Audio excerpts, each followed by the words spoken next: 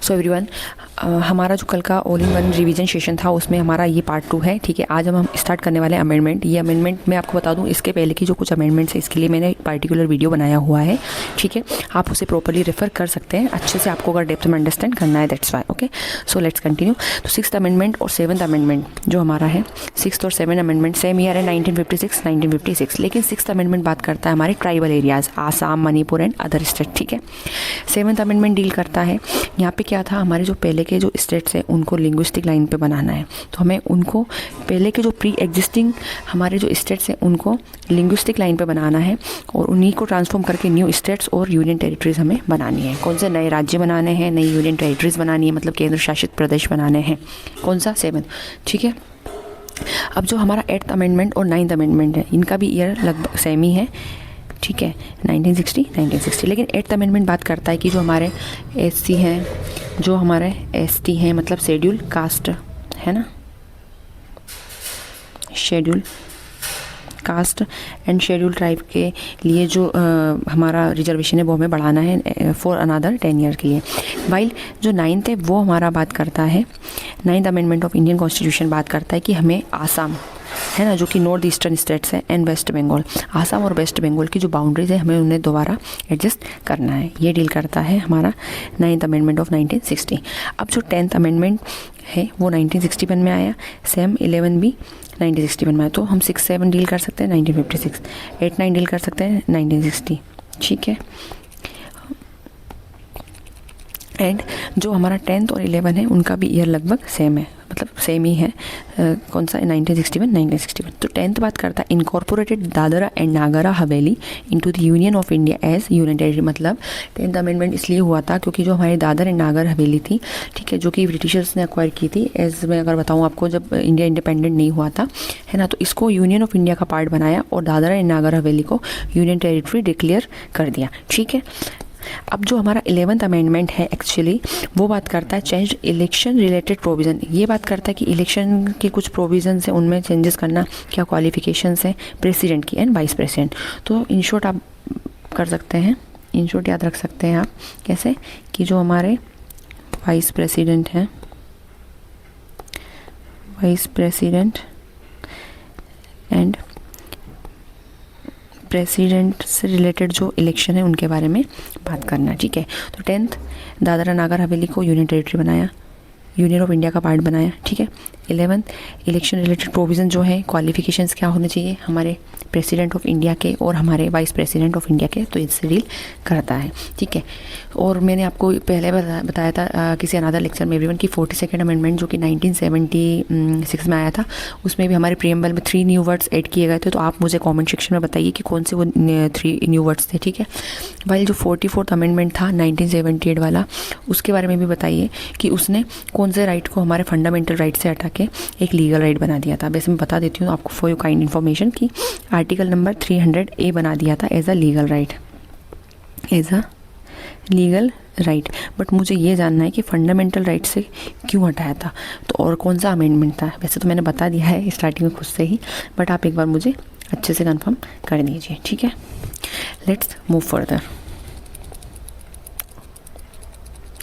अब हम थोड़ा बात कर लेते हैं IWT, Indus water treaty, Indus water treaty. ठीक है, ये तो मैंने आपको एक प्रीवियस सेशन में बता ही दिया था एवरीवन। अभी इंडस वाटर ट्रीटी, अभी जो हमें पता था कि जो अप्रैल में हमारा पहलगाम अटैक हुआ था, जो हमारे इंडिया के कुछ हमारे सिविलियंस को मार दिया था, है ना, टेररिस्ट अटैक हो गया था, दैट्स वाई, है ना।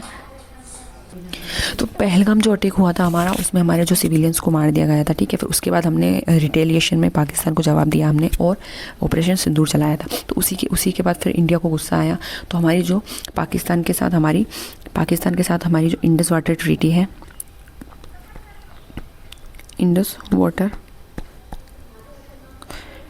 ट्रीटी है, उसको फिर हम लोगों ने सस्पेंड कर दिया, है ना। फिर हमने सस्पेंड कर दिया, मतलब हमने मना कर दिया कि हमें ये ट्रीटी नहीं रखनी है। तो अब मुझे ये बताना है कि ये ट्रीटी थी 56 ईयर ओल्ड। ठीक है, इन शॉर्ट हम बात करते हैं IWT, ट्री, ठीक है, इंडस वाटर ट्रीटी। मुझे एवरीबडी आपसे ये जानना है कि इस इंडस वाटर ट्रीटी जब हुई थी between the Pakistan and the India, so मुझे ये पूछना है कि जो मीडिएटर था कोई सा, तो इसमें एक मीडिएटर का काम किया था, तो वो कौन सा बैंक था, IMF था या वर्ल्ड बैंक था? तो मुझे आप ये कॉमेंट सेक्शन में ज़रूर बताएं, ठीक है। वैसे आप इसे पढ़ेंगे तो आपको पता चली जाएगा। लेकिन ये साइन कब हुई थी? तो ये साइन हुई थी ऑन 19 सितंबर 1960, ठीक है। हमारी साइड से, इंडिया की साइड से प्राइम मिनिस्टर जवाहरलाल नेहरू जी थे, ठीक है। वाइल पाकिस्तान की साइड से प्रेसिडेंट आयूब खान सर थे। ब्रोकर्ड मैंने बताई दिया, जो क्वेश्चन पूछा था उसका आंसर ये है कि वर्ल्ड बैंक जो था वो हमारा मीडिएटर था, वर्ल्ड बैंक जो था हमारा मीडिएटर था, ठीक है। ओके, सो अभी ये सस्पेंड हो चुकी थी। 56 ईयर ओल्ड IWT थी हमारी इंडिया पाकिस्तान के बीच में। हमारी साइड से नेहरू जी थे, वाइल जो कि हमारे PM रहे हैं, ठीक है। कब हुई थी ये साइन? तो IWT हमारी साइन हुई थी ऑन 19 सितंबर 1960, ठीक है। तो आप ये याद रखना। और मीडिएटर जो था वो वर्ल्ड बैंक था, ठीक है।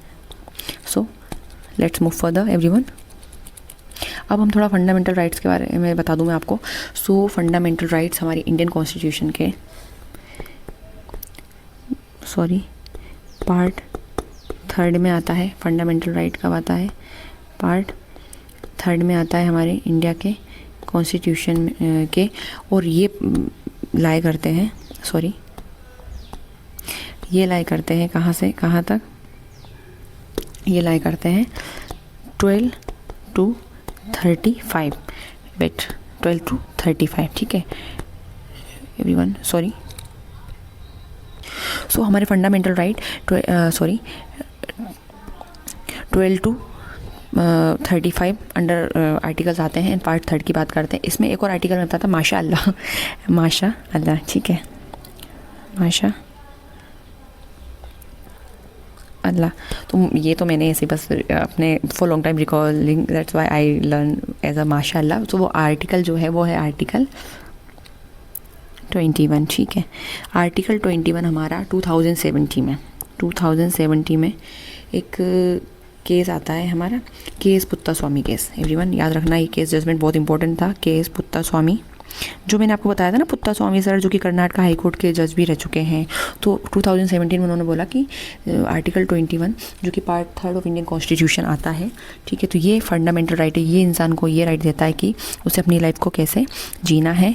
And everybody one more thing which is also very important, कि क्या होता है कि राइट टू लाइफ तो है ही, but right to life with dignity तो एक्चुअल में है ही fundamental right, but right to death भी हमारा फंडामेंटल राइट आता है। ये ऐसा इसमें मेंशन किया गया था। तो कौन लाया? K S Puttaswamy sir.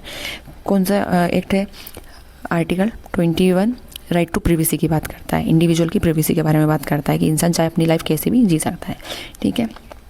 कौन से जजमेंट की बात करता है? तो जजमेंट की बात करता है K S Puttaswamy judgment, K S Puttaswamy judgment, ठीक है। ओके, सो अब हम थोड़ा, मैंने अभी 2-3 दिन पहले ही आपको पढ़ाया था कि नेशनल वाटरवेज के बारे में बात करते हैं। तो अभी हमारे इंडिया में 13 नेशनल वाटरवेज हैं जो कि ऑपरेशन में हैं, है ना। मेन मैं आपको थोड़ा बता देती हूँ। मेन जैसे हमारा नेशनल वाटरवेज जो रिवर गंगा पे बना हुआ है, इलाहाबाद, ठीक है। इसी में से हमारा ये भागीरथी वाला है, इलाहाबाद हो गया, ठीक है, ये धुबरी वाला लोकेशन।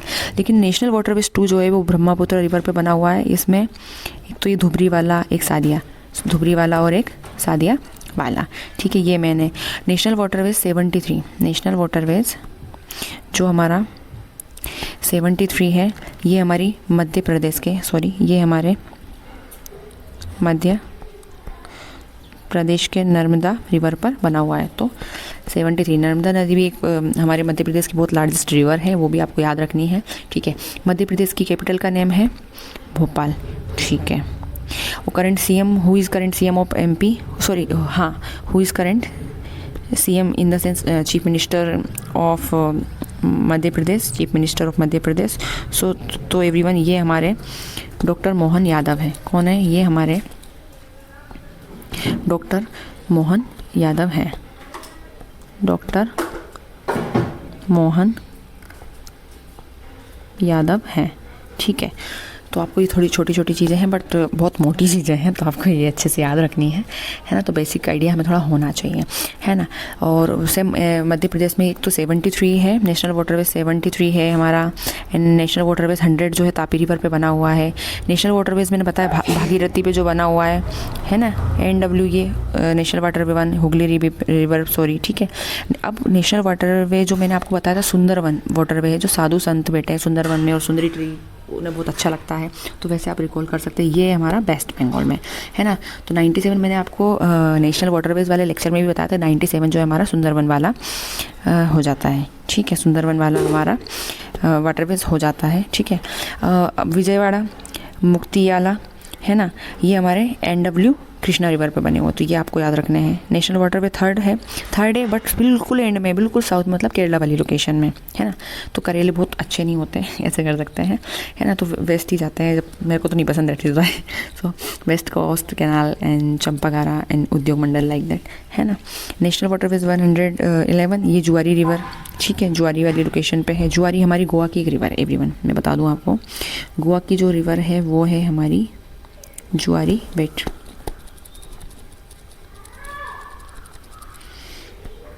गोवा की रिवर है हमारी जुआरी रिवर, तो ये आपको याद रखनी है, ठीक है। वाइल राजपुरी क्रीक है, ये 83 पे, 85 पे कुंडालिका, नेशनल वाटरवेज 10 पे अम्बा, ठीक है। सो बस यही सारा कुछ था, है ना। So I hope so everyone you will like the given info, okay. So please do like, do revise and make your best attempt in your upcoming examination. Thank you so much.